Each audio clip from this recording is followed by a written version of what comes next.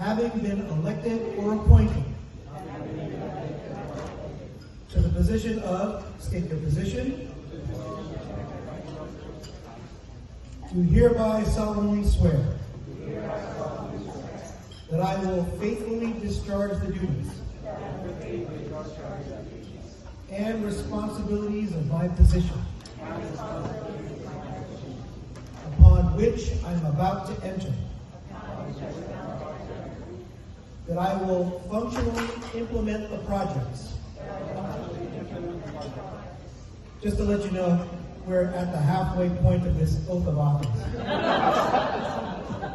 All right, repeat after me. Programs and activities according to the guidelines in working towards the realization of the goals and objectives of the Pangasinan Brotherhood USA. And that I will abide, support and defend the Constitution and bylaws